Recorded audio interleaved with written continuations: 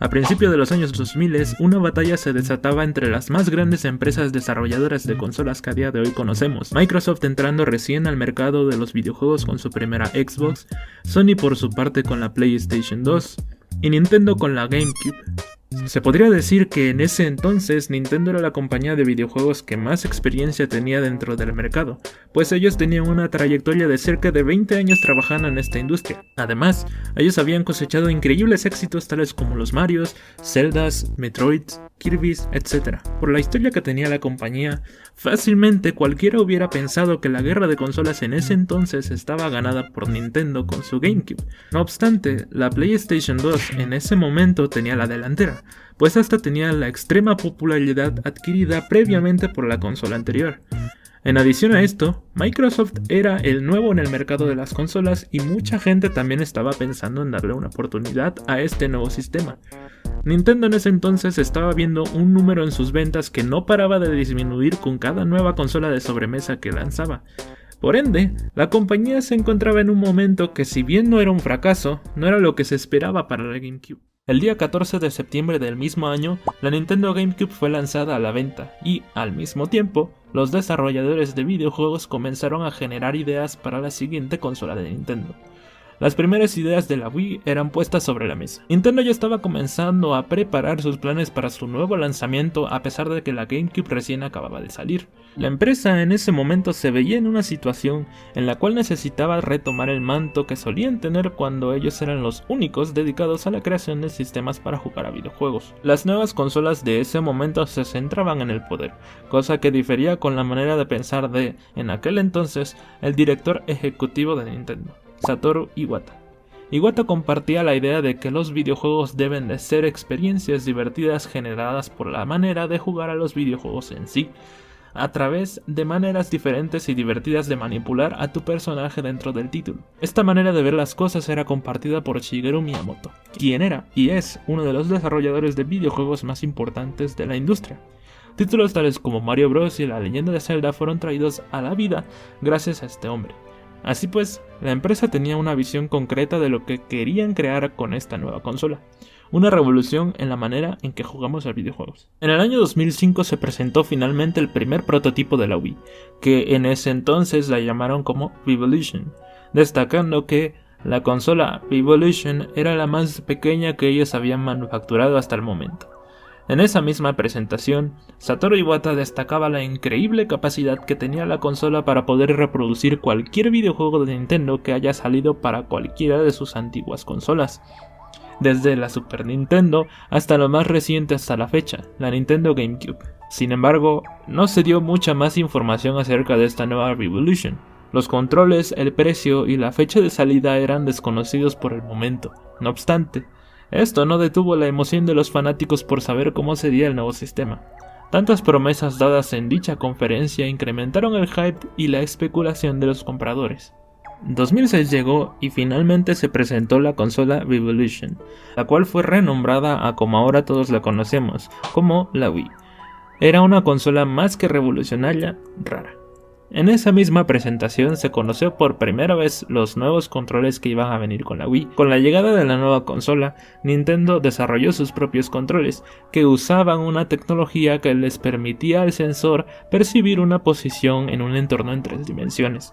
Esto te permitía seleccionar cosas dentro del software de la consola apuntando al sensor que venía incluido con el sistema. Este nuevo sistema de controles era muy extraño, pero a la vez, en el año que corría, el 2006, parecía un elemento traído directamente del Cyberpunk. Sin duda alguna, esto era una decisión muy arriesgada por parte de la empresa. La mayoría de las personas que jugaban a videojuegos en aquel entonces ya estaban acostumbrados a la manera de agarrar un control con una forma más clásica. Sin embargo, Nintendo no quería enfocar su mercado a un público específico como lo eran los gamer hardcores, sino que más bien apuntaba a ser la consola que estuviera en el salón de la casa de muchas familias y que ésta sirviera para poder pasar un buen rato divirtiéndose con ella. La forma de los controles cumplía perfectamente este propósito, pues personas mayores o quienes no estaban del todo familiarizados con los videojuegos eran capaces de también formar parte de la diversión. No obstante, todo el éxito de la Wii no hubiera sido posible de no ser por el mítico Wii Sports. Wii Sports era un juego que venía gratis con la compra de la consola. Este era un juego que incluía varios minijuegos basados en deportes de la vida real, como tenis, bolos, golf, boxeo y béisbol. Wii Sports fue creado con el único propósito de exprimir las capacidades de los nuevos mandos y de su motion control. Cada uno de estos juegos necesitaba el uso del Wiimote y todos tenían controles muy fáciles de usar. Como anteriormente aclaramos, esta etapa de la Wii trataba de alcanzar al mayor número de audiencias posibles y centrarse principalmente en entretener a los jugadores más casuales. Por tanto, la forma de jugar al Wii Sports era exageradamente sencilla e intuitiva. Para poder jugar, por ejemplo, al minijuego de tenis, lo único que tenías que hacer era simular que estabas sujetando una raqueta con el control y pegar a la pelota cuando ésta venía hacia ti. Para jugar al boxeo tenías que simular que peleabas con alguien, y para jugar al golf tenías que pretender que estabas sujetando un palo de golf con tu Wiimote. Esta nueva forma de jugar a videojuegos atrajo a muchas personas que, de otra manera, no podrían jugar, pues en lugar de utilizar un control convencional y un poco intuitivo sistema de controles, estos podrían usar el movimiento natural de su cuerpo para poder realizar acciones dentro del título. Muchas personas de distintas edades eran atraídas a jugar a la Wii con su familia, pues no requerían estar tan familiarizados con la forma de los controles tradicionales, sino que utilizaban acciones ya familiares a ellos, como lanzar una pelota o golpear a alguien. Los gamers que ya estaban más adentrados en el mundo de los videojuegos tampoco fueron olvidados del todo. Títulos tales como Mario Galaxy, que hasta la fecha es uno de los Marios favoritos de mucha gente, y el nuevo Smash Bros. Brawl fueron anunciados a la par del lanzamiento de la consola. Muchos gamers de antaño se veían emocionados por los nuevos títulos que se veían exageradamente prometedores.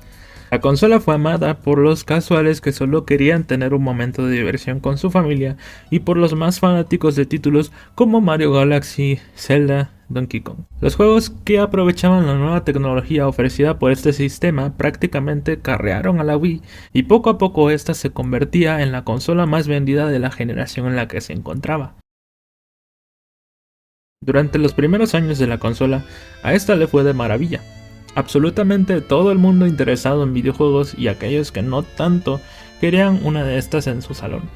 No obstante, la consola comenzó a encontrarse en un declive en cuanto a la calidad de los juegos que sacaban y la popularidad entre las masas comenzaba a disminuir considerablemente. ¿A qué se debió esto? Mucha gente que compró la Wii, como vimos anteriormente, solo quería algo para divertirse un rato con sus familiares y amigos o simplemente quería probar la nueva tecnología que en ese entonces era increíblemente novedosa. Por esta razón, evidentemente las personas que compraron la consola con ese objetivo dejaron de interesarse por los nuevos títulos que iban saliendo año con año. Básicamente se acostumbraron a la tecnología que en ese momento era algo de otro mundo y esta se fue convirtiendo en algo más común. Por otra parte, la competencia comenzaba a brindar títulos más llamativos entre la audiencia juvenil y los gamers en general. Obviamente, la mayoría de jugadores jóvenes entre unos 12 a 16 años se veían más atraídos por los nuevos títulos que solo se encontraban en las consolas de otras compañías. Los motion controls, si bien en la primera presentación de la Wii y en sus primeros meses de vida, eran sin duda una idea que a muchas personas les parecía atrayente, a la larga, estos se convirtieron en el mayor problema de la consola. Sí, la consola fue un éxito en su momento desde el día en que salió a la venta hasta el momento en la que la descontinuaron.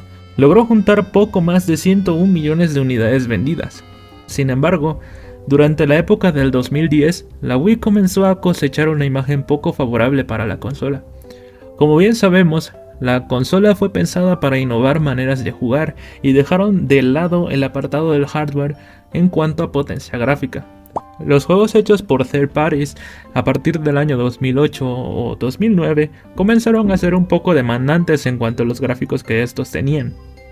Obviamente la consola de Nintendo era incapaz de manejar estos gráficos y por lo tanto compañías dedicadas a crear videojuegos que no pertenecían a Nintendo optaron por dejar de lado a la consola por sus limitantes en cuanto a hardware. Además, los controles con los que venían eran muy diferentes a la competencia. Así pues, muchas desarrolladoras que sí querían lanzar una versión para Wii de su videojuego tenían que crear versiones exclusivas para la consola que no solo se veían peor que en la PS3 y la Xbox, sino que se jugaban de formas muy diferentes e incómodas en algunos casos.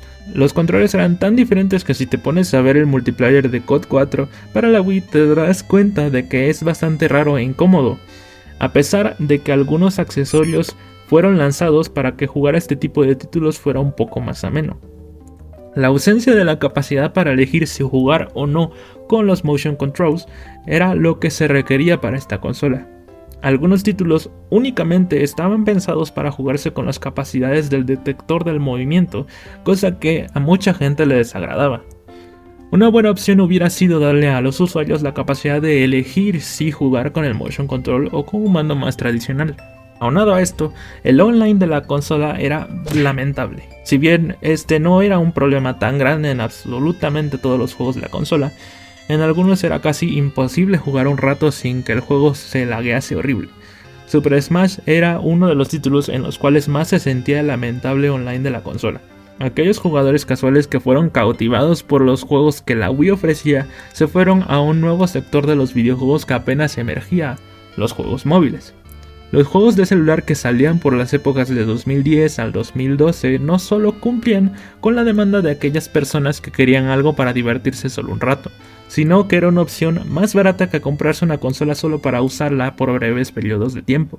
Tocando a la cima en sus primeros años de vida y yéndose como la consola más vendida y a su vez vista como la más extraña entre los gamers de aquella época, la Nintendo Wii fue sin lugar a dudas la consola que intentó algo diferente en el mercado y que, hablando de ventas, fue un rotundo éxito.